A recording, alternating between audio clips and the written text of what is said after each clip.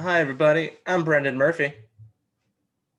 And I am Matthew Brown, and welcome back to a Christmas edition of A Few Good Movies. Mm-hmm. And this week, we're going to get into the newly released Disney movie, Soul.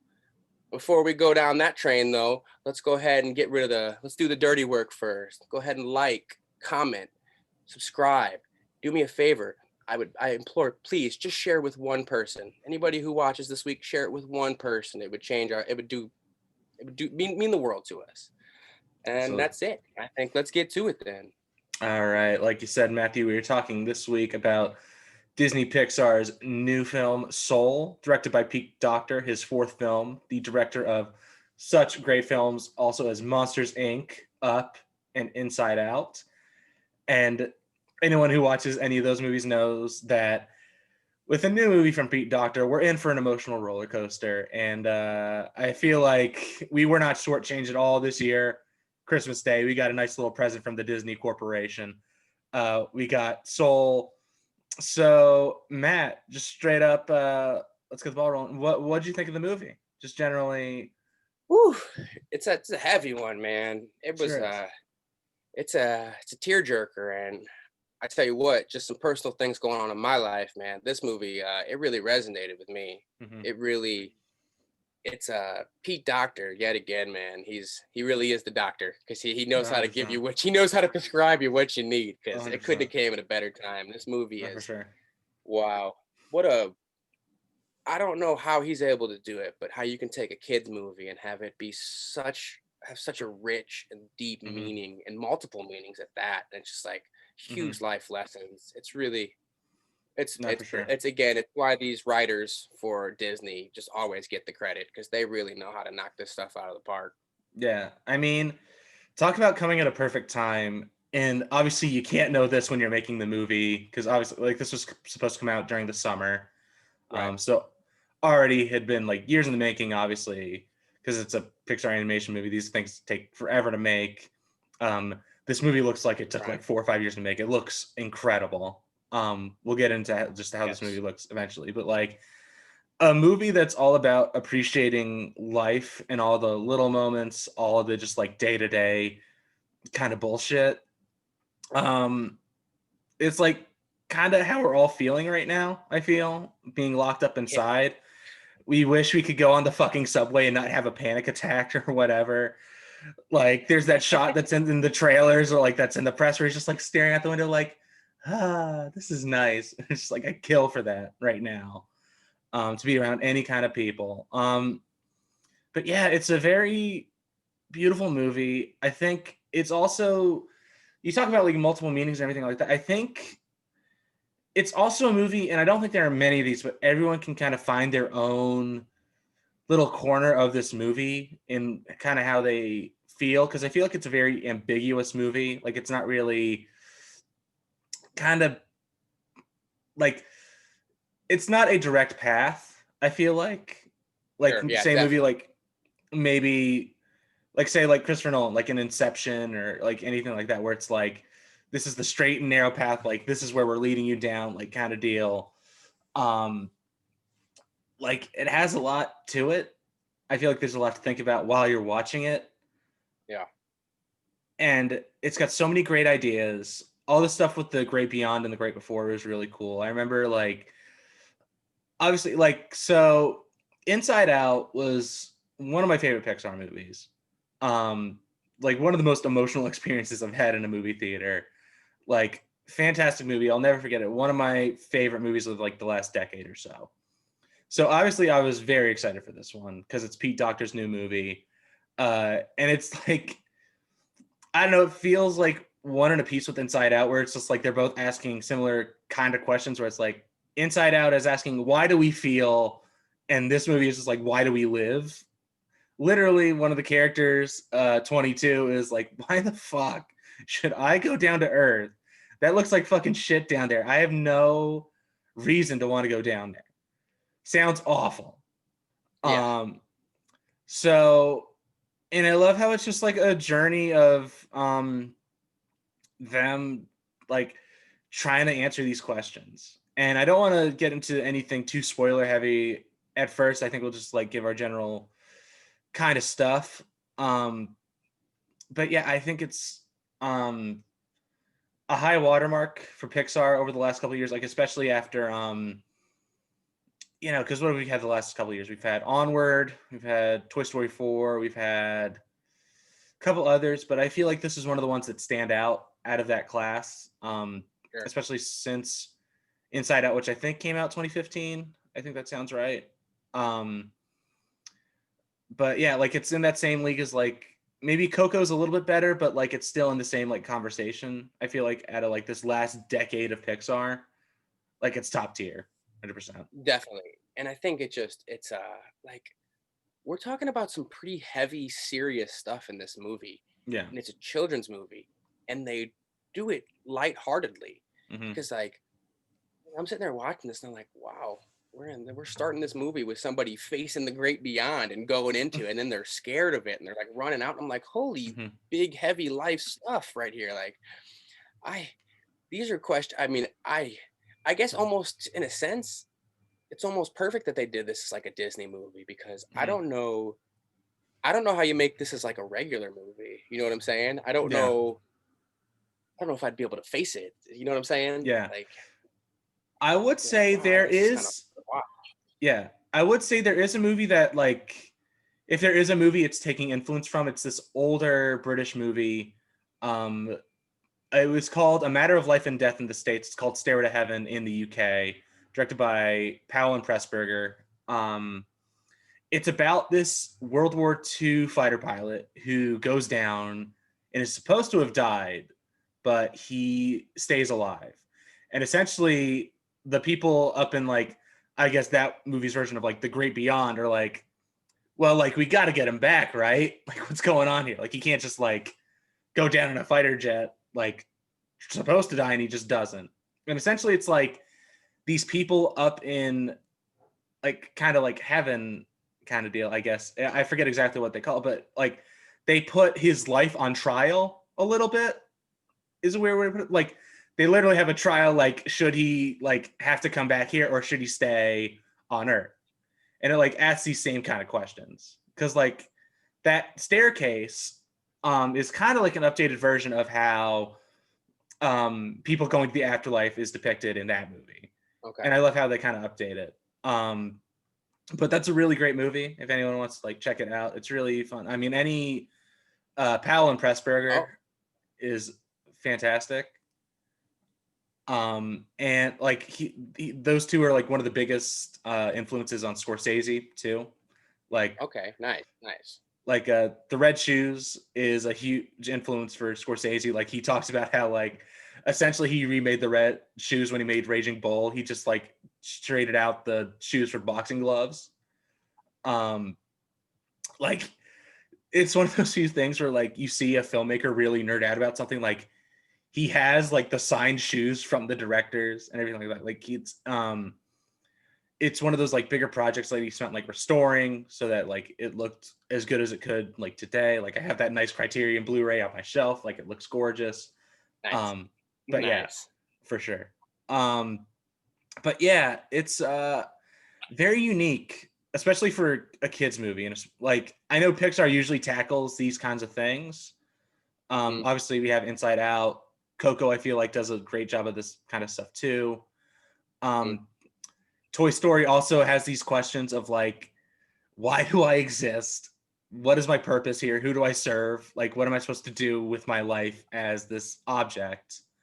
Especially Toy Story 4, that really starts to touch into like what's the meaning or like all Yeah, this acceptance from Woody. It gets they really start to get deep in yeah, Toy Story 4 when Woody's questioning his whole existence and like yeah, it's all the way down to like, damn, I gotta look in the mirror and like be honest with myself. I'm the one running. yeah. No, for sure. And I mean, it's also like it asks these questions about relationships because like two is all about I know this person will hurt me down the line. I know at the end of the day he's going to discard me. You're gonna like it's gonna be over. And like this acceptance of that fate and Yeah, like willing to go with the good times even though you know like a bad time is coming no matter what. right. um just that accepting because like that's all relationships, there's going to be good and bad no matter what. For And sure. Like that's my favorite moment of the whole like quadrilogy, I guess you want to call it. Like Woody staring down Stinky Pete and just being like, I wouldn't miss it for the world. Like that's the stuff right there. Yeah, Um, that's a tear jerk moment for sure. yeah. So yeah, it's such a crazy endeavor too. And I mean, the animation is absolutely fantastic. Um, just it's one of the best looking movies I've ever seen at a studio. And I mean, that's the kind of bullshit thing about all these Pixar movies is like every time there's new technology and every time there's a new movie, I gotta be like, yeah, this is the best looking movie they've ever made because it's just like if you keep raising the bar. Sure. Because I mean, especially like New York in this movie, man, like Jesus, it's With all the people walking around and stuff. yeah. And someone posted about it on Twitter. They were like, so you look back at the first Toy Story, they didn't show the faces of people because they could not nail how they looked. There was an uncanny valley thing. Like you never saw the mom's face.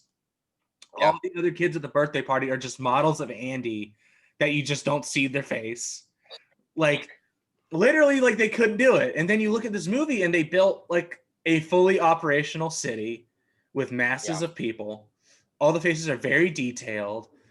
It's insane. And also, and this was something people brought up a lot with Toy Story 4. Like there's a certain scene where where Woody and Bo Peep, they're up kind of towards the top of the antique store, and there's all those like lights going around, and how it's like this high point for like lighting in animation. And then you look at this, and Yeah. there's all these glows, and it's just like every 2-3 minutes I had to like stop myself and just be like, oh my god, how good does this movie look? Yeah. Or like like I said, before we go too much spoiler on it, but like when they're up there in the zone Mhm, and like they're all floating around there, it looks incredible as the boat's coming through and everything. And you've got all, mhm, what a, I can't even imagine how much work it takes to mhm. put together a film like this. Like, I think, what was the movie we also were like paying homage to about how much time and effort it must have taken to make this movie? We did another animated. Nightmare Before Christmas. Yeah, exactly. And that was, and this, I mean, blows away Nightmare Before Christmas. I mean, Mhm, they're a little bit different, but mhm, yeah, you can't, you can't put enough respect on the names and mhm. really the unknown names, not unknown, but not as, Yeah, unless your average film goer is not going to go look up the animators of who made this movie. And yeah, those people deserve a lot of credit because they really, really, really work hard at this. yeah, And they execute it almost perfect every time. It's yeah, very rare to watch a Disney movie and you're like, ah, that was a letdown. Very rare. yeah. And I mean, also like you talked about that moment, like the in the zone thing, which is like something that happens like the first 10 minutes. We're not really saying anything that's like super spoiler or anything. Like, I love how there's like when it's happening, there's like a little switch, and it starts to look like a little film grainy and everything. Mhm. Like, I love that. I was floored by like, just like some of the stuff they do, and obviously we've seen like the Great Before stuff in the trailer, but like the way they animate some of the characters in that, I was like, what kind of animation is this? Like, what are they doing with this? Like, this looks so weird and strange, and I've never seen anything like it before. And it's just like there's a lot of stuff in here. Like, as much as it is a very emotional movie, and I think it connects on that emotional level, I think anyone who cries at Pixar movies is going to cry at this one. Like, it's going to be like par for the course, except like all that. But it's such a technical achievement too, I feel like. And obviously, I don't know that much about animation. Maybe I'm just blowing some shit out my ass, but like this, like I really was blown away by how this movie looked. Consistently, there are shots and that just like took my breath away. Dude, I was even in awe just at the beginning when they're going through like that title sequence Mhm. when Joe is falling through after he like gets off the stairway and he starts falling and it turns black and white and he sketches. I was Yeah. like, "Dude, this is like really crazy." It was like almost giving me like interstellar vibes, like when he goes Hmm. into the black hole and how things are. I was like, Hmm. this is so complex and super incredibly detailed. And Yeah. this was just the opening sequence. Yeah. It's I just agree. the dedication is unmatched. No, I agree. So I think I think that runs us out of like the stuff we can talk about without spoiling anything, because obviously Pixar, they're the best at keeping a tight lid on things for the Yeah. most part. Why I still love them to this day, that they just like are so good at that. And since they're so successful, they're able to talk to Disney and be like, you are not putting this in the trailer. You're not giving people clues to this. Like, no, absolutely not. We want this to be a surprise in the theater or at home, this case. But they're always so great at that. Well, I feel like Disney really flexed that muscle with The Mandalorian because nobody knew about Baby Yoda. And all of a sudden, I remember that first episode, everyone was, it was the talk of the town. Everyone's like, oh my God, there's a Yeah. Baby Yoda in this. Oh, tell your friend. It's just, you want to talk about, because especially in today's day and age with technology and how quickly stuff can get leaked, Disney really is a powerhouse when it comes to like, no, we've got our stuff in-house. It doesn't get out until we say it gets out. Yeah. I mean, especially like, I know it's weird because with Mandalorian season 2, like everything got leaked except the spoilers, the Luke Skywalker stuff. Yeah. So like they were like Filoni and Favreau were just like, thank God nobody got a hold of that, because I think Ahsoka got leaked. I think all the casting for like Bo-Katan and everybody like that got leaked. But like the one thing they needed was just like Luke needed to be a surprise. So like you're right. Like when they really want to, they can really like keep a lid on things. But then it's like, I don't know. There's some things that you're just like, I wish you just would have like let me see that in the theater. Like I feel like I don't know. There's one of like the last ones where I was just like, can't you just like keep a lid on that for like a second? Yeah. Like Onward would have been like a good one to be like, oh my God, the dad is just like a pair of pants. Like if I just like saw that in the theater, that would have been nice instead of just like I saw it in the trailer, which it's fine. I mean, it's that thing where Pixar has the power to just be like, listen, you're going to see our movie no matter fucking what. Like, we know this. Like, you're going to put down your $10. You're going to go every single time. It doesn't matter what we put in the trailer. Like, we just got to give you the concept and you're good to go. Like, we know this. So, yeah, for sure. We'll do what you want. But yeah, so I had a great time with Soul. I think everybody should watch it. Fire up that Disney Plus account. One of my favorite movies I've watched this year. I had a fantastic time with it, especially if you're a fan of animation. I think this is a huge leap forward with just what you can do with animation. So yeah, I highly recommend it. If you haven't watched the movie yet, we are going to go into spoilers at this point, so you've been forewarned. So 3, 2, 1. There we go. Okay, so we got to talk a lot about like what's going on with like the great before and like the great beyond and everything, because I find this world so fascinating. Yes. First off, the thing I was like referencing as far as like I've never seen something like this before, and it was like kind of like blowing my mind a little bit and like hurting my head, like how the like Jerrys and the Terrys are animated. Like, yeah, dude. Yes. I do not know. Like, I don't know if it's just like CGI that's just like very neon and like lines, but like also it looks so strange. Like it could be hand drawn if I wanted to, because there are hand drawn sections of this movie, like you were saying, like that title sequence, like switches to like hand drawn for a little bit too. So like I was consistently like, what are they doing with this? I'm so blown away. Like I was absolutely transfixed, which by the way, I want to make sure I mention this. I fucking love the flex they did with the title sequences in this movie. I love the whole, they open with the Disney castle and they do the whole thing, which the fucking broken ass Disney theme at the beginning made my heart so fucking happy, with like the band kids playing the Disney theme song. It was so great. I love that. Yeah, fantastic.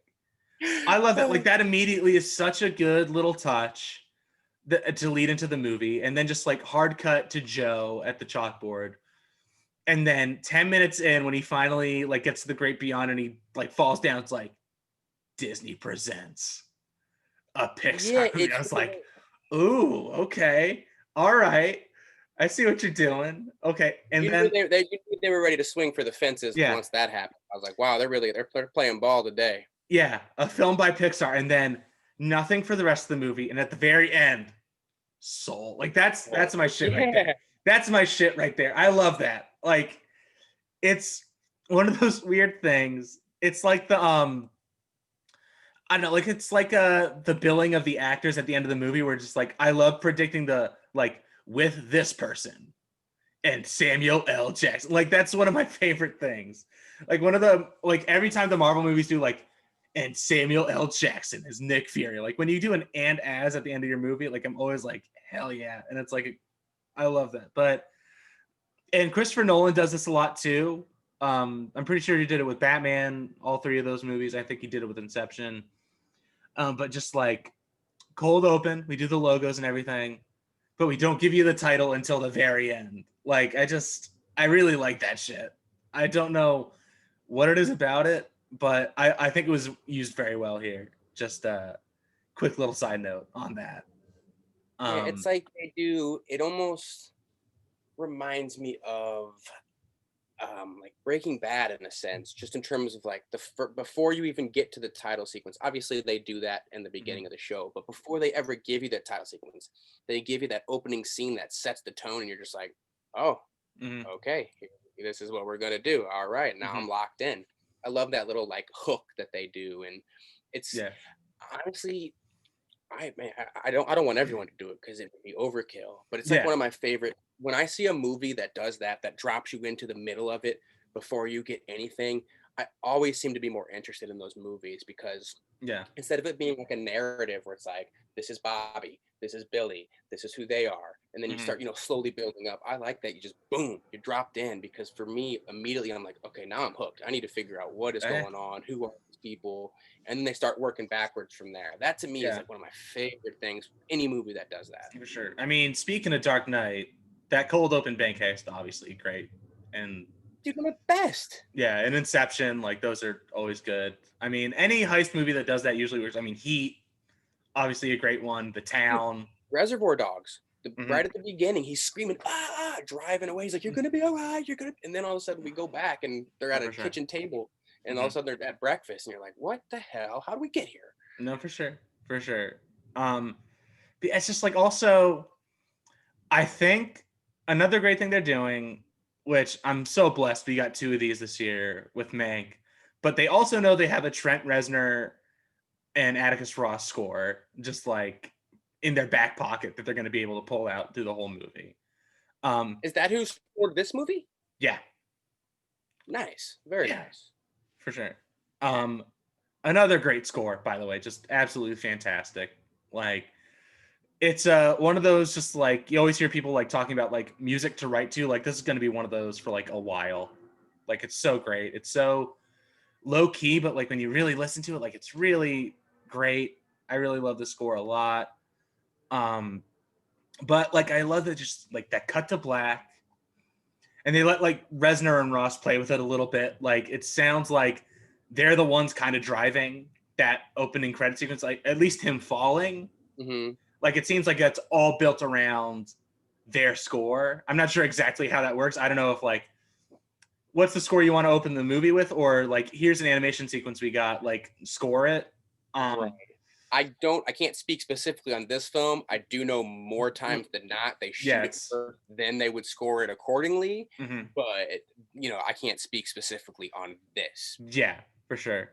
It's just that thing where just like you want to tell people like Reznor and Ross, who are like these incredible musical minds. Obviously they've like crafted so many great scores over like the last decade. Sometimes you just want to be like, yeah, man, just let it rip. Just go for it. Yeah. Like, and obviously I don't know, but like, I like to imagine that like Pete Docter was just like, we got these guys, just like, let them do it for like 2 minutes and we'll have like our guy following and we'll go off of what they're doing. Like, that'd be great. Yeah. I'd like to believe that as well. I would like to. But that, I mean, that scene particularly like really opens up the movie too. Like that kind of like I feel like this movie is so kind of freeform and flowy. Like it's not necessarily adhering to that like 3-act structure that we usually see in movies. Like it's not really that concerned with it. And I know some people have found that a bit of a turnoff, but it's also just like I don't know, it allows the movie to kind of feel free in a certain way. And like we were saying, like this movie kind of lets you think of it how you want to think of it if you let it, kind of deal. I don't know if that makes a ton of sense, but it will really let you like play with your imagination if you want to. Like one of my favorite bits in the movie is all the historical figures that are mentoring 22, and I just like had a fun time. Like, who else like had a turn with this kid and just like absolutely failed? Like, I could not stop laughing at those personally. Yeah, they put heavyweights in there. They had Gandhi, Abraham Lincoln, Muhammad Ali. They did. I They mean, put a heavyweight. literal heavyweight. Yeah, yeah. Yeah, It's yeah, literally. but fucking the Mother Teresa shit. I accept you. I Except hate you, you. yeah. Fucking. Or my favorite, what's his name? The guy who discovered, not Galileo, the one who helps Copernicus, and Mhm. he was like, You "You have to think the stop. world literally revolves around you," which is funny because like that's the Yeah, whole we revolve around the sun. The sun doesn't yeah. revolve around us. I just thought Never. that was a science joke. I got all nerdy with Yeah, that. I agree. It's great. I mean, my favorite little line reading in the movie is just Lincoln going Jackson. Like that's my favorite. I could not stop laughing at him fucking getting petty over Andrew Jackson being on the 20. That shit was hysterical. He's like, "You got the penny." He's like, "It's fine. I don't It's mind." an honor. You know Jackson on the 20, right? Jackson. That See, is pretty. he does have the 5 though. You gotta be honest. He's got the penny and he's got the 5. Like that's some good shit right there. Like the 5 is the most commonly used bill. Maybe I'm wrong, Yeah, but I feel like for 5's a sure. great one. I mean, listen. But it's also that thing where it's just like, no one says you're rolling the Lincolns. Like you gotta roll in the Benjamins. And like I know the 100 is not the most common, but like I'm taking the Benjamin every single time. Like that's how it's gonna go. Yeah, if someone said they were rolling in the Lincolns, I'd be like, "Damn, like you need some help?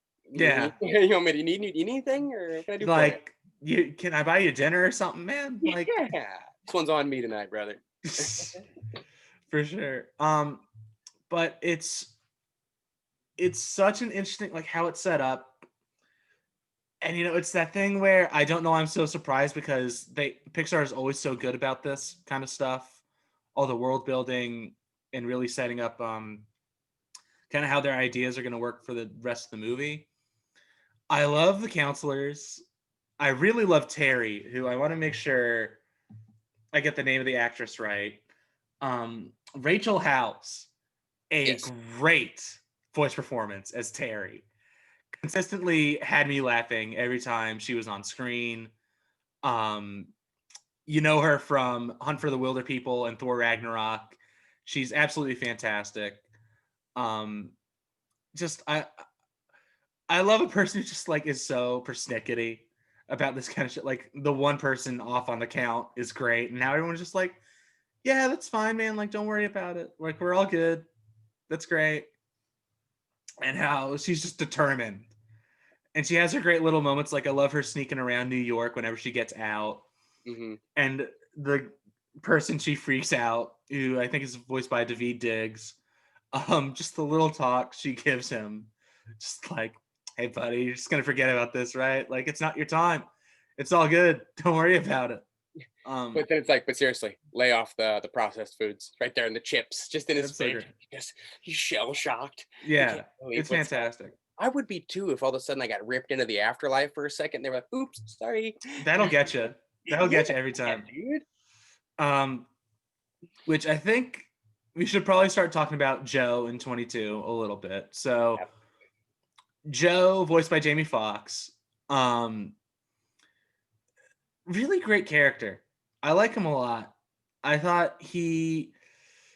think he represents a lot of us. Obviously, we're two people who moved to LA and are chasing our dreams and like trying to find our purpose and like what we're supposed to do and like trying to find that thing. And I think this is a movie designed for all these kind of people who, I mean, obviously everybody's looking for their purpose, like the thing they're supposed to do. But even they, like the counselors are like, you fucking starving artist types. You're always looking for like the thing you're supposed to do. Like I love how at the end of the movie, that's the thing, you guys are so fucking basic. Like can you just look around for like a second and see that like maybe you're not supposed to be this great fucking person and just enjoy life? Like, Yeah. which is something I think a lot of us need to like take to heart a little bit. I think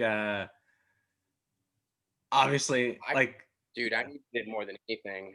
yeah. I It's can't tell you how much, especially that whole bit with like the lost souls mhm, and trying to do something so hard that you lose the joy of life. I tell you what, man. Specifically, I mean, you know the situation I've had going on with like my leg and my health and all that, and I was mhm, pushing it to the side because I was like, I gotta succeed.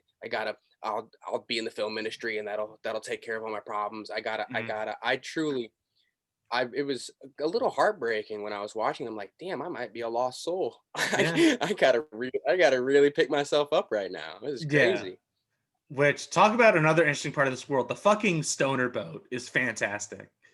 I love that I love shit. how I love how the most zen guy is some, like you said, some stoner hippie spinning a sign on 14th Street. Yeah. That shit's great. I love that. Uh I think the character's name is Moonwind, voiced by Graham Norton. Uh Also, I mean, the thing with these Pixar movies, they always like they might not always get like, and obviously they got A-list stars, they got Jamie Foxx and Tina Fey, but they always pick like such great people for their other roles. Like the Rachel House pick for Terry is such an inspired choice. Because I remember seeing her in Hunt for the Wilder People and thinking she was so funny and so great. She's kind of playing a very similar character here, who just like won't let it go. Have you seen Yeah, that movie at all? I have not, unfortunately. I don't know your reference here. Gotcha. It's this movie about this kid who is in like I think it's New Zealand because it's a Taika Waititi movie. Obviously he hails from New Zealand, that area. But he's like essentially he's in the foster system, and he's just going from house to house, foster home to foster home, orphanage to orphanage. Like no one can really get a hold of him. Kind of like 22 a little bit. Hmm. We're just like no one can really handle it, and he finally gets this home with this woman and her husband. Her husband is played by Sam Neill. Um, and the woman is the one who adopts him. The husband could not give a shit. Honestly, Yeah. he's just like, it makes my wife happy. I'm still gonna get to go to like out to the barn and like hunt and shit. So like no one's gonna really like. I'm good. Like that's fine if she wants to like raise the kid. That's okay. Um, but the wife dies, so the state has to come and like take the kid, and the kid's like, no, this is the first time I felt like I'm home. Like I'm going to the fucking woods. Like I don't want to go back. Right. And Rachel House plays essentially the officer who's just like, I need to get this fucking kid back. And she's essentially like the fucking Terminator in that movie where like she will not be stopped no matter what. Like she's gonna go, she will get this kid no matter fucking what. Like it's great. Um Hunt for the Wilder People, if you haven't seen it, especially if you like Thor Ragnarok and Jojo Rabbit, Taika Waititi's more like recent work, definitely check that out along with What We Do in the Shadows. Some great movies right there. Okay. Um, but Dropping gems here, people. Pay attention. My guy's dropping gems. for sure, for sure. But I love how like they saw that and they're like, oh, so that's the person we need to voice the character in this movie because like that's her, that's it, that's perfect. Um, and it's I mean, you got other people like you've got Richard Ayoade as one of the counselors. You got Felicia Rashad as Joe's mom. You've Hmm. got Questlove as Curly, the drummer in the band like that Joe's trying Hmm. to be a part of. You got Angela Bassett as like this legendary jazz musician that Joe's trying to please and like be with. Like Hmm. all these great casting decisions. Just had to throw that out there real quick. They always get good voice casts, but like I love the inspired choices specifically with this one. And you saw the same thing in Inside Out with all the emotions like Amy Poehler is joy, Lewis Black is anger, Bill Hader is fear, Mindy Kaling is disgust, and obviously I hate that I forget the actress's name because her performance in Inside Out is fantastic. Phyllis Smith, I think, is the actor's name. I know it's Phyllis from The Office, and they would go with that. So, but Yeah. she's fantastic and as Sadness and Inside Out. But I don't know. It's just something about Pete Docter because obviously we also have to go back to the fact that This man created one of the best buddy comedies of the last 20 years with Monsters Inc. Billy Crystal and John Goodman doesn't get better than that. No, that's you want to talk about an all-time classic. Monsters Inc., man. That goes down in the record books. Mm-hmm. I mean, real quick though, because you were talking about the casting, I want to like a shouts out to what is it, Natalie Lyon and Kevin. I don't want to say this wrong. It's either Reher or just Rare. I'm not sure exactly how to say that last name, but those are the two casting, the CDs, the casting directors for this film. So shouts out to them real quick. Yeah, absolutely great work. But yeah, it's just they always have a great eye for this stuff. But Joe, like obviously he's put in this predicament where he's like he goes to the great beyond and he's not ready yet because he has to go back and play this show because he finally has a shot with Dorothea Williams, who is the character that Angela Bassett voices. And he does an audition and he's going to get to play in her show. And then he falls into a sewer grate. And then it's just like, he dies. Which great little Looney Tunes sequence leading up to that, where just like he's missing everything. So great. Like the bricks almost falling on his head. The two stores with the bananas and tax right outside were fantastic. Like I love at the end of the day, as much as they have these big ideas and that are very dramatic and they're very emotional, at the end of the day, they're just like, I also just fucking love Looney Tunes. So like, we're going to throw that in here for like 10 seconds. It's such a great little nod to all that stuff. And the comedy, 22, voiced by Tina Fey. Like we said, there are all these mentors that she has to go through history. And it feels like Bugs Bunny fucking with all like the people he runs into, just like consistently pissing them off every single time. Like I could see like the Bugs Bunny cartoon where he's just like pissing off Muhammad Ali at a fight or whatever, or like him interacting with Mother Teresa, and it's just like it's exactly this, and I love that kind of stuff. Always trying to like outwit these characters and whatnot. Yeah, it's so fun, but yeah, so it's this great thing too, because I mean, there's this dynamic where Joe is this person who's so eagerly trying to get back, and then 22 is the soul who's been there for like. I love how there's an implied note here that like 22 is one of the first souls that was ever kind of created. Because obviously, like when they're going through the whole seminar thing, like here's soul like 1 trillion, yada yada yada, so on and so forth. Yep. And then 22, and it's like, oh, so like she's been here kind of since the beginning, maybe.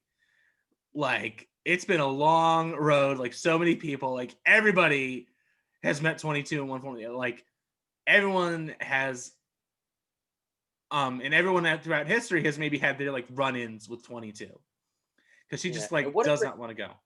Yeah. And what a great intro to 22 when they call 22, and it's like, oh, gotta do this again. Goes down the stairs. He gets like a mother and a kid having an argument. Like, get up there. You're going to do it. You're gonna make this work. Yeah, it's like a great intro to 22. For sure. One of the few times like the counselors like lose their cool for like a second. Like even they're just like, God damn it. Like they're so cool and chill throughout most of the movie. But whenever it comes to 22, they're just like, here we go again. This is it. But I love how her reasoning for like trying to follow Joe and everything is just like, your life is like kind of shitty. Like it's a little sad and everything. Like, I don't understand why you want to go back. Like, I got to see this. I think that's such a great setup for a movie that's about kind of trying to find the little joys in life and just try to enjoy what you have and not what you want kind of deal. Yeah. Which, you know, tale as old as time right there. It's such an interesting dynamic, and to see 22 like learn about all this stuff in that little journey they have. Which another great little Pixar twist. The fucking that she goes into Joe's body and Joe goes into the cat's body. That's fun stuff right there. That is hilarious. And it's one of those things too where like because it's right in front of our faces the whole time. The cat has been in all the posters. The cat was in the trailer, and I was just like, okay, it's just like a cute cat that's like going to be in the movie for like a little bit. Mm-hmm. And then you see the poster after, you're like, God damn it, how did I not know that the cat was going to play a bigger part? Like every single time, I should have known. A great use of foreshadowing. Great use. 100%. But seeing her like go through all the fears, all the anxieties, but also like the little like that moment of like the little, I don't know what they're called. I've seen them all my life, but like the little things like falling off the tree, like the little spinny, like whatever those are. Yeah, the little. I used to call them helicopters. I didn't know what Yeah. they were called. Yeah. I don't think anybody knows what they're called, honestly. Like if I ask like 10 people, I don't think I get the correct answer out of any of them. It's like the great beyond. Nobody really knows what's going on. Yeah, like okay? I know there's probably some scientific term or like a name for them. It's just like I'll never find it out. Like that's one of life's great mysteries, is like whatever the hell those things are called. Yeah. But like that, and like her, like she can't stop eating. I love that. Obviously she's in New York. There's pizza on every street corner. Like the bagels, like all of that. There's that beautiful scene in the barbershop. Like one of my favorite little sections of the movie. Just one of those, just like, once again, obviously we're in a pandemic. We have not been in like huge groups of people for a while. Like we haven't gotten to like just talk with like strangers for like a little bit. Just like seeing that was really moving and like got me like a little emotional, and like really showed this movie's like kind of heart to it too. Like I think there's another great thing going around about this, and I don't think we can really talk about it too much because obviously we're a couple of white dudes, but the black representation on display in this movie is also something really spectacular. I feel like I think it captures a lot of that. I know a lot of people have been thirsting for the barber in this movie. Like they've just been going crazy for how good the barber looks. Like, yeah, and it's not only how good he looks, but just you talk about this is a little bit more just thematic of the film, but just how when he breaks down that, like, this isn't what I wanted to be, but that doesn't mean I'm also not sad because this is what it is. Like this, life happened, things kept getting in the way of what I wanted to do, and this is what I ended up doing. And it ended up like being what I loved. And it's like that whole theme of just kind of like let go with the flow, kind of just let life play itself out. Quit trying to like strong arm your way through it, because yeah, the universe is going to work on its time, not yours. So you might as well just kind of accept, go for the ride. And this is, the theme of the whole movie of, just take in the little moments and enjoy it. Quit being upset because life's not going according to your plan. Yeah. Which easier said than done. Sure. But, oh my God. Yeah. But it's like, I mean, it's crazy that it's this little moment that's just like, yeah, you're born to be this jazz musician. Like, dude, it's like no one's born to be anything, really. It's and even he just lays it out like, I wasn't born to be a barber. That's fucking ridiculous. Yeah. Like no one is like, and it's like the same thing with like being born to be a musician. Like, no, you're not. Like as much as we might want to tell ourselves that, because obviously we're facing a tough road ahead. Obviously we're like two people who like want to get into the film industry. Like that's not easy to get into. But like you have to tell yourself that to like keep like wake up every day and be like, this is what I'm meant to do. This is what I'm supposed to do. And it's like, nah, man, it's just like you're chasing something, which everyone does. And I mean, like you said, like life is gonna like do with you whatever it wants. Like, I'm sure me and you, we had big plans for this year. Like I was finally getting my first full year of Los Angeles, and then a fucking pandemic sprouted up. Like, yeah, dude. It's just like, I mean, I remember, we worked together. I had just gotten back into my acting class for like a month and a half, and I was so excited. I was bringing my scenes to work and working on them, and my 10 and my 30-minute break. I was breaking stuff down. I was going over stuff. Oh, yeah. So excited. And then March hit, and it got pulled away again. And it was just like, it's like, man, is this meant to be? Like, what's going on here? All of a sudden, I start questioning my whole life because of the pandemic. I'm like, man, what's the universe trying to tell me right now? What am I? And then you start getting into all these big questions of like, once you start questioning your own life, the motives behind why you do things, and just all that, it becomes those are tough looking in the mirror moments. That, I mean, some people don't do that their whole lives, so it's Yeah. really that's why, again, I think it's so incredible that they made a Disney movie to like portray that and Mhm. do it really well, and also make it funny and make it entertaining at the same time. It's just, yet again, paying homage to these damn writers at Disney. God, they're the best. They're the Yeah. best. Those Pixar guys, they're on another level. They really, like, if you want to know how to write films, people, just go watch every Pixar movie. That's all you gotta do. Except maybe like, The Good Dinosaur. Like, don't watch that. That's not worth your time. Don't do it. That movie's some And I bullshit. like the movie Dinosaur. I was a fan of that movie. Really? I just it's like fine. I was just like there's a dinosaur, like that's fun. There's some T-Rexes, like that's fun. But like I was just like, they did Ice Age, that was their big thing. Okay. All right. That's fine. Yeah. But yeah, no, I agree with you. It's just like this movie, it's not nihilistic, but it's like, listen, man, nothing matters. There's nothing that's like preordained.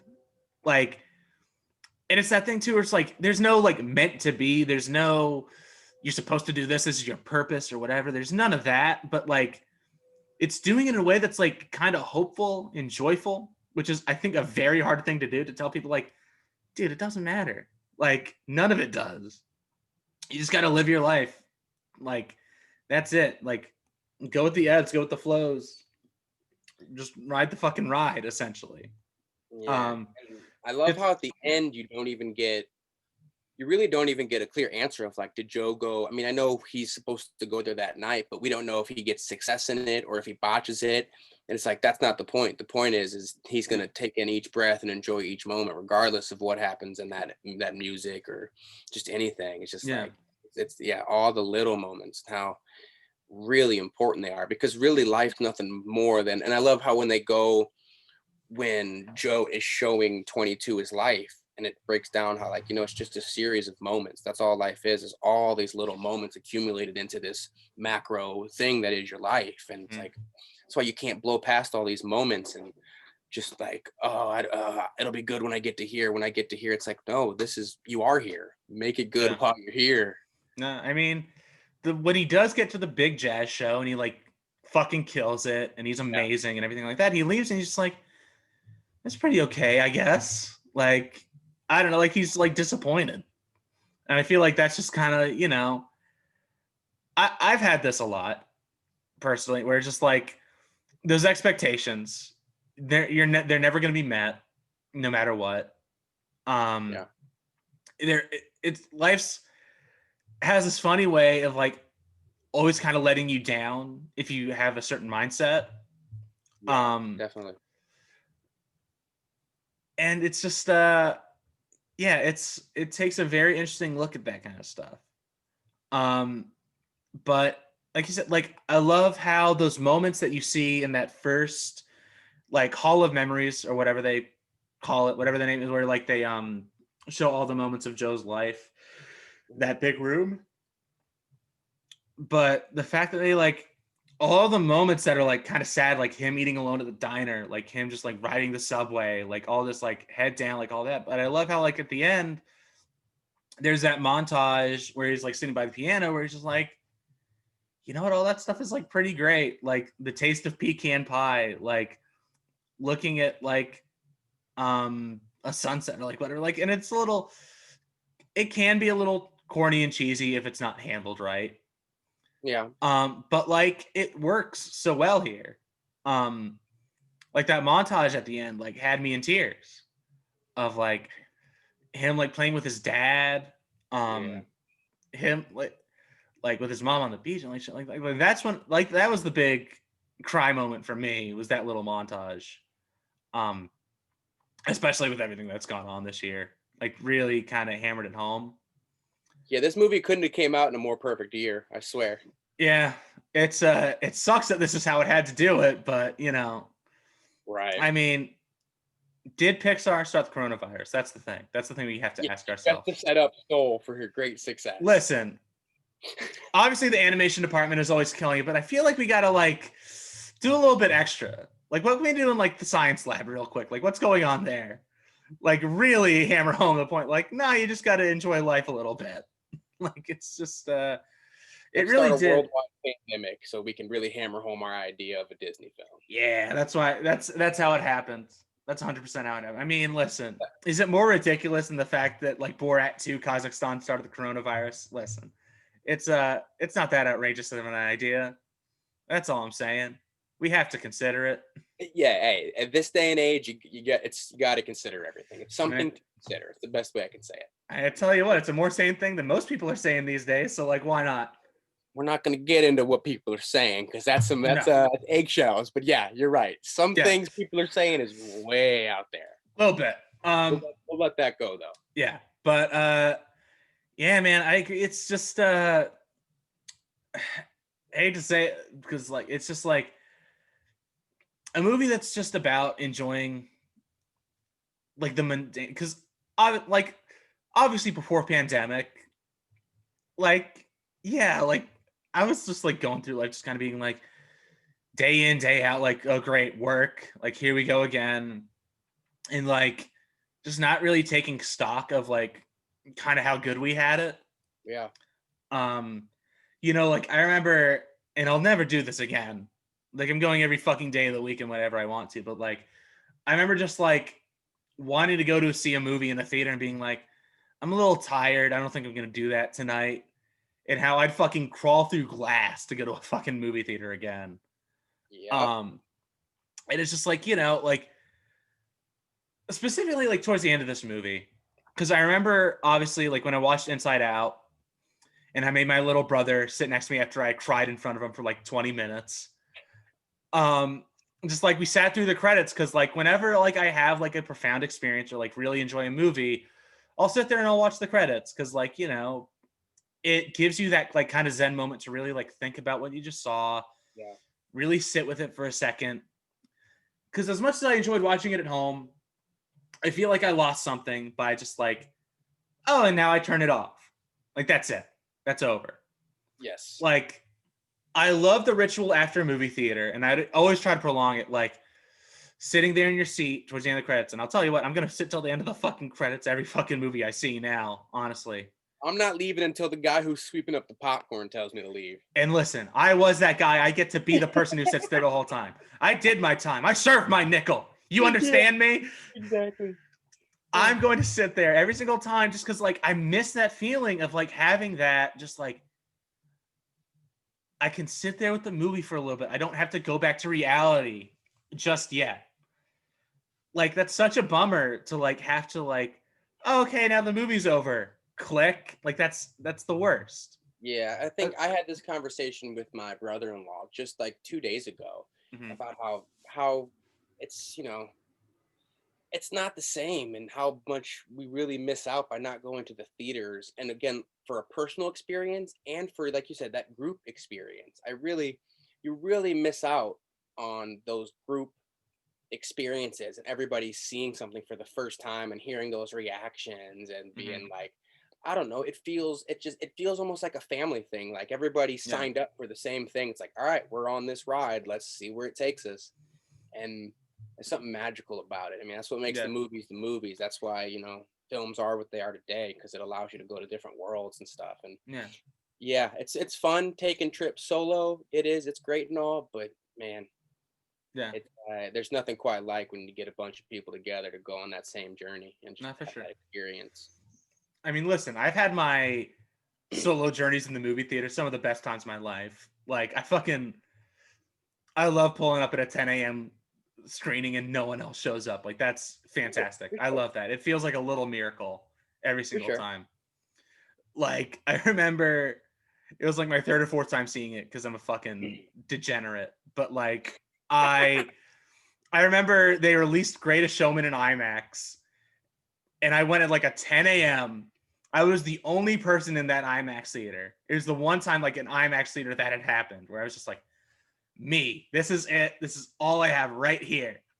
Just me in this IMAX theater. But like, that is a great moment. But I also get what you're saying because like I remember watching Inside Out, and I think it was either the Friday or Saturday it came out, And I mean, when the big stuff happens in that movie, like there wasn't a dry eye in the house. You hear like the little whimpers and like you were like gasping for air and like that kind of shit. And, like that's the stuff right there.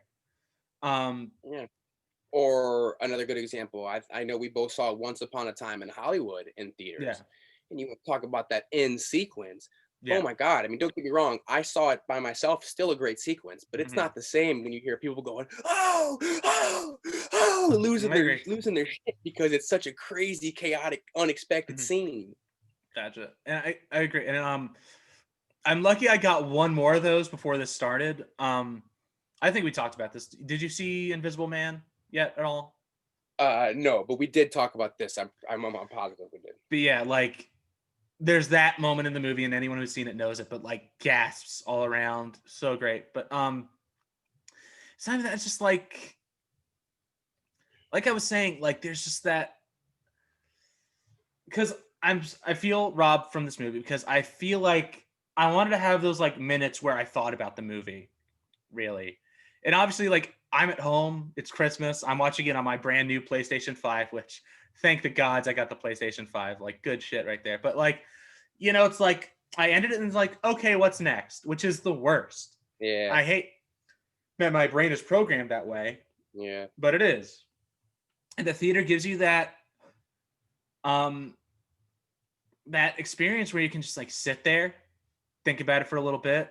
You have your walk out of the theater, which I miss the walk out of the theater too. Like I miss all of it, but talking to the person about like, so what did we think about that? Now that yeah, we just went on, what? So what was your favorite part? Or yeah, I don't know, I didn't. That didn't make sense to me. Or oh, dude, do you remember that part? yeah. Yeah, all that stuff. But not even that, because like obviously as a person who fucking uh drinks movies like a fish in water, like it's just like I go to the movies by myself a lot.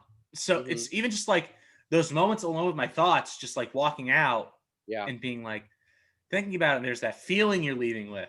And like usually sometimes like there's the In and Out across from the AMC Burbank 16. I'd usually like go there to get a burger so I can think about the movie a little bit more. hmm, Like organize my thoughts, like, or just like the drive home after. Like I yeah, miss that shit.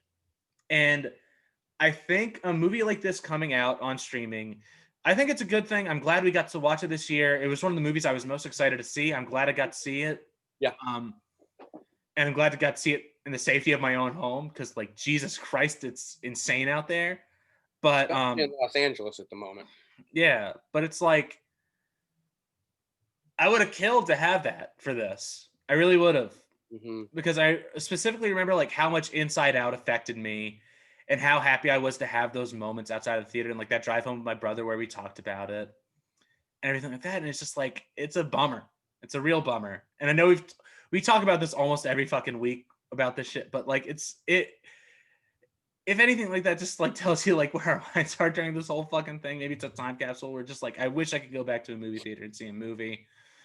And obviously we'll do an episode on this next week or two. But like I had the same thing with Wonder Woman too, where just like I like there's a moment in that movie where I would fucking killed to have a crowd react to Yeah, around me because I know specifically I was like freaking out and had a big smile on my face and like got emotional about it. But I don't have that because we're in a fucking terrible ass year. 2020, man, coming to a close real soon though. Fucking go to hell, burn in a fucking pit. Jesus. Did you see? I think Netflix put up like a Yule log type thing where it's just like 2020 and fire. Samuel Jackson's in it and stuff. It's them talking about the year and stuff. Yeah, I saw that last. I didn't watch it, but I saw it on Netflix last Okay, night. cool. Okay, so it's an actual thing. Okay, I thought it was just literally like, um, Netflix was like, we're gonna put the year 2020 in fire. Like that's all we want to do, anyways. So let's do it. But it's an actual like little, like The it's got Samuel L. description Jackson. says like the description basically says a year that you wouldn't believe unless we told you it really happened. And then, like I said, they've got some celebrities. The only person I saw was Samuel L. Jackson, and they basically sit down and like again, I don't watch it, but like the Yeah, premise is basically they're gonna sit down and discuss this year because it's so crazy you wouldn't yeah, believe it unless we told you and wrote down in the history books that like, yeah, this is what happened. This was yeah. real. We didn't make this up. I know we think it's extreme, but nope, Mhm. this is really what happened. Yeah. I mean, the voice we really need right now, Samuel L. Jackson. I wish I had like a half an hour show. Like nightly would be ideal, but like once a week where he's just like fucking yelling. I'd love that. I'd pay some good money for that subscription service. Like just hear Samuel L. Jackson just like reading the news that we can just like, what the fuck is this? What's going on here? I need him to be saying enough is enough with these motherfucking snakes on this motherfucking plane. That's what I need, except for 2020. I need that energy right now. Yeah, I really do. Definitely. Luckily it's almost over, but it feels like it isn't. That's the problem. Like it's the year that never fucking ends. Yeah, it's dragging out for sure. It's taking every bit of it with it. Yeah. Every bit. For sure. But I mean, at least we got Soul though. That's pretty nice. That's pretty nice that we got Soul. Silver lining. Yeah. We also got, I want to bring it up too, because I'm not sure how the duties were like kind of divided, because you have Reznor and Ross, and then you have John Batiste like on the piano and stuff like that. Mm-hmm. So I don't know specifically like who did what as far as the composing for like piano and everything like that, but another shout out to him, because the piano stuff in this movie is also like incredible and very beautiful. Absolutely. And like the nice little thing at the end, like him playing the piano, like the "You've got soul, everybody knows." It's like that little thing at the end was like nice. Mm-hmm. But yeah, man, it's a really great movie. 22's journey is really great. Like I love how it kind of ends. I love the last little, like we said, like Joe's disappointed that it didn't go exactly his way.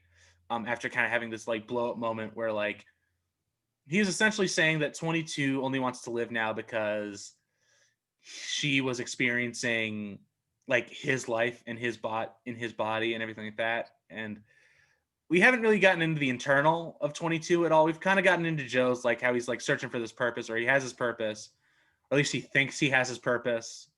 And this movie is just like, dummy, there's no purpose. What are you talking about? Like, it's just, but I like 22's kind of thing. It's just like, and obviously, once again, we're all going through this right now. We're all having a tough time with it, but like, I don't deserve to live. I'm not good enough. Like all this, which I think which people in this industry were trying to get into and like all that. I'm sure that's something that like we constantly live with and everything like that. Like all that shit, tough to hear, but I would even go a step further, man, even beyond the industry. Like I know a lot of people, including myself, without getting too specific, you know, sometimes the voices from the people around you that care the most, family and stuff, sometimes they say things that they don't necessarily know the weight it carries, but it can really, you know, just like how perfectly depicted 22 is literally sitting there saying it to herself, and all these big ogre monsters are saying it out loud and making this thing like this person scared and doubt themselves. And it's like that truly, you know, it goes to show like the power of your words. And, you know, even if you say something with good intentions, or if you just say it without thinking, you don't realize sometimes how damaging that can be to somebody, and how our minds are precious things and they absorb everything. So people need to be mindful, especially in this, you know, we're in such a hostile time right now. You got to really be mindful of what you say to people, how you say it, because it just takes the smallest thing and it can send somebody down such a dark rabbit hole, and you don't even realize it because you had this moment of anger and you didn't stop yourself for 1 second and go, wait a second, should I say this? What are the implications of this? Like maybe I should just bite my tongue for a second. Which I love that visualization at the end when like he kind of goes into like 22's, I guess, like lost soul body, or like whatever you want to call it. It's a weird little thing, but like it's all the like people that like were written off as like a joke before, but like, you know, all that stuff will come back to hurt you. Like I love that kind of like way they played with it. And I mean, it hurts when you see that Joe is like the main one. That's really what gets you at the end. And him realizing like the pain he caused and like the hurt he did, like that'll get you. But yeah, man. And I love how it's resolved. It's just like, once again, it's like deserve or like whatever. It doesn't have anything to do with it. Honestly, at the end of the day, it's just like life is this just like crazy fucking thing.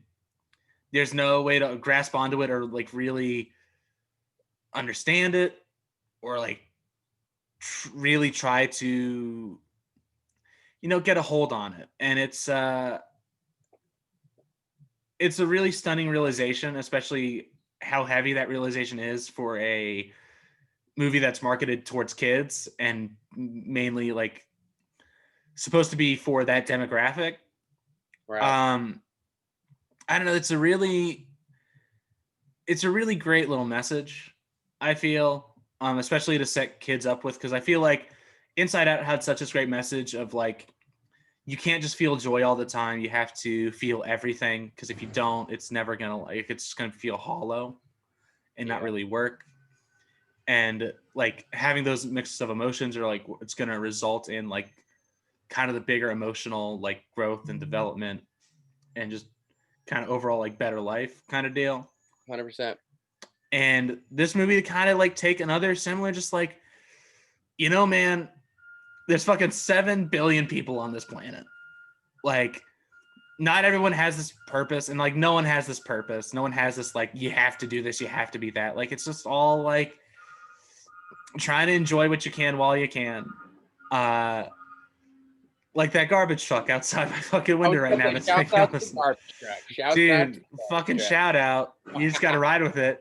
You got to take the good with the bad. Just like whatever, you know how it is. Yeah. But yeah, it's a very mature, grown up kind of way to look at it, and I really kind of enjoy the like way that Pete Docter kind of with it. And I want to shout out his co-director too, because we haven't talked about him a lot. He's got a good bit of credit, but Kemp Powers, like some great work there as well. But it's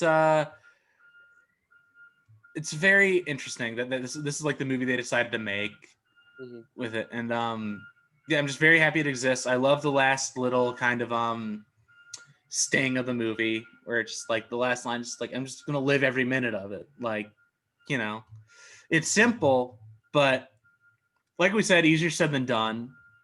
And I love how this movie just like takes its time to really look at how can you get to that? Like, how can you really feel that way and see life in that way? Because that's such a hard thing to do.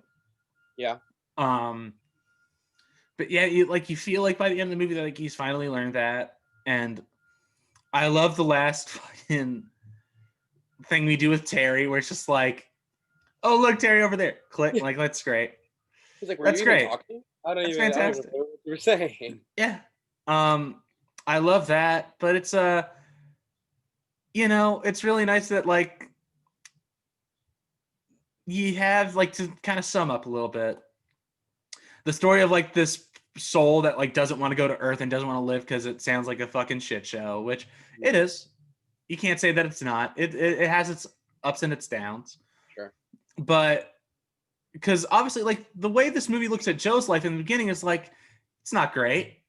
Like the opening of like him in that gray fucking room at the chalkboard, like the kids can't play and everything, and like all that. And then we have that Hall of Memories, like we said before, and just like the way she learns like that maybe she should go do it is just like those little things, like eating a slice of pizza, or like another one of my like favorite moments in the movie is her like hearing that Subway performer on his guitar. And like, I love how the two parties in that scene have like a very different idea of what's going on. Like for her, she's like, I love this. I'm so happy. This makes me so happy. Like I feel something when you're playing your music. I'm going to give you a little piece of my bagel. And this guy's just like playing along. He's singing. He's like, this person just leave me like a bit of their bagel. Yeah, exactly. Like it's a very sweet moment. And I really love how she drives that scene. Like her emotion in it is really nice. But yeah, it's a very intelligent way to look at kind of the themes of this movie. I feel like look at life. Yeah, 100%. So yeah, I think they knocked it out of the park.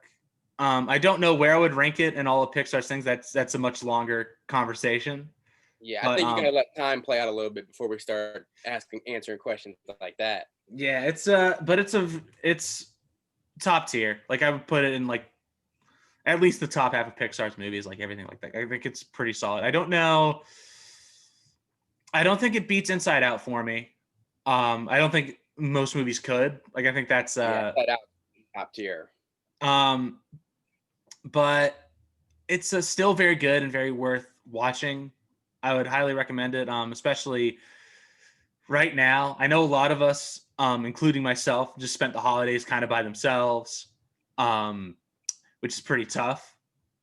But I'm Sure. glad that I kind of had this to like kind of take me aside and be like, it sucks right now, but like, that's just like kind of part of it. Like life is gonna suck sometimes. You just gotta kind of find the moments that are filled with joy and happiness and really focus on those and like try to enjoy what you can while you can. That kind of deal. So yeah. Matthew, you got any other closing thoughts? Anything else you want to talk about? I don't think so. No, sir. I think we really hammered out what this movie is about, and I think it's really, Mm-hmm. again, I just want to reiterate that like the themes of this are so accurate and so needed, especially in today's heightened, stressful world with everything that's going on. It's just like I think everybody, for their go figure, but for their soul, they need to watch this movie because it'll do something for them. It really will. Yeah, for sure, for sure. All right, well, I think that's all we got. I think this is a movie we're gonna keep coming back to. I'm gonna keep thinking about it because I still don't feel like I have this movie figured out. I still Yeah, feel like there's a lot of depth there that I still haven't uncovered. But as far as like I've watched it twice so far, same. and it's just a very special movie and one I'm gonna keep coming back to. So with that, thank you guys so much for watching. We really appreciate it. Hope you guys had a good holiday as much as you could. I know this is a very tough time for all of us, but I hope we could at least brighten your day a little bit with this, hopefully. And if you did, please like, comment, subscribe, all that good stuff. We'd love to hear what you thought of the movie, what your experience with it was, how it made you feel, all that stuff. We'd love to keep talking with you guys about it. Make sure you follow us on our Instagram and our Twitter. We'll put all those handles and all those links down in the description below. And we will see you guys next time.